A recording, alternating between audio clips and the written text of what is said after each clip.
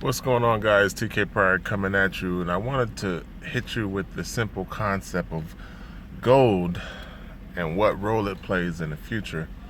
Now, I talked to you guys a lot about cryptocurrency and where Bitcoin and decentralization falls, but think about the role of gold, because here's a very simple concept that a lot of people refuse to accept. The lords of control, the central banking cartels, have a currency war going on right now. And the object of any currency war is to drive paper to its intrinsic value. So, in a war, if you exist in paper, you become a casualty. You become victimized by that war. And an example would be Venezuela and India.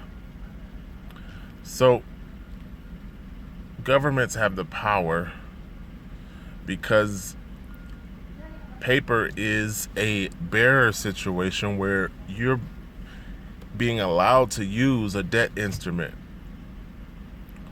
So, if you talk about the role of gold and what is a reason to participate in gold, the number one answer to that question would have to be a hard solution or a diversification point that gives you more choices, or at least gives you the ability to still participate in spite of paper devaluation. A lot of people characterize the economic crisis as de-dollarization or demonetization. And they're both accurate because it's just physical representations of the currency war that is taking place within the central banking world. So, as an individual, you have to make a personal decision to use gold as an outlet, as a hedge against inflation. It's been stated for 6,000 years that gold is money. So, if you use gold as money, it becomes a backup. And of course, in smaller denomination transactions, silver becomes a secondary choice. So that gives you the opportunity to position yourself in gold, silver, and Bitcoin, or cryptocurrency as a whole, so that you are not victimized by paper devaluation, and you can change your current situation within this ever evolving monetary crisis. You know, the fiscal cliff is coming closer, and you have a choice whether or not you fall off that cliff. So it's very important that people just kind of make some financial decisions, really take back control of their money. And I know that's a hard thing to do when you're used to accepting handouts. Everyone wants a check, when a check is the worst way to get paid.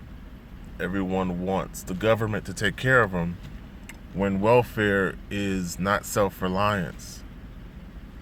So the government doesn't have your best interest in mind, and their idea is not to take care of you, even though they've enabled you to not only be comfortable with welfare, but come to expect it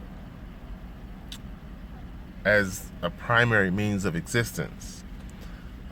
The younger generation especially always has their hand out as if somebody owes them something, that bootstrap mentality of work your way, earn your way, doesn't exist in a lot of people.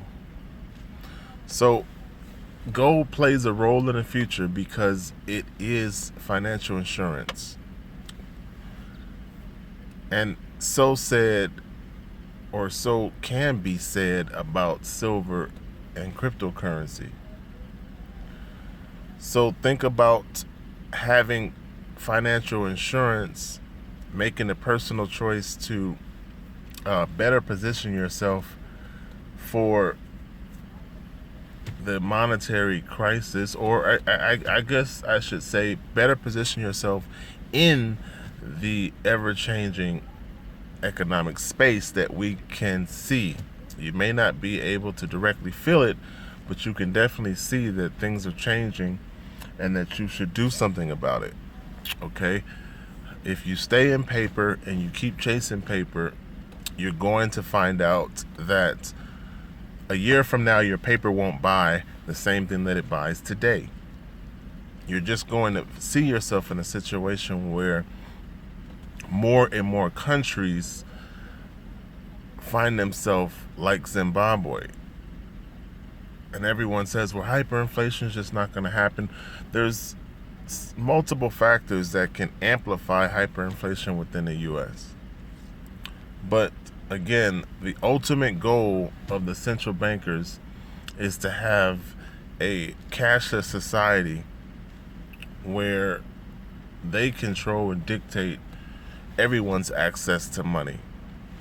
And believe it or not, we are in a virtual cashless society right now because 9 out of every $10 are transmitted digitally, which means that most of the money that you consider to be real is just a basic 1 or 0 typed into a computer, and it's a representation through the fractional reserve banking system that you interface with, not actual money. That's the problem with banking as a whole, is nothing is lended. Your future wages are promised against a contract that basically money or a loan is created out of thin air. That digital representation of money is created out of thin air against your future wages. So within fractional reserve banking and within most of the modern world, you are interfacing with a digital representation of not a physical cash transaction.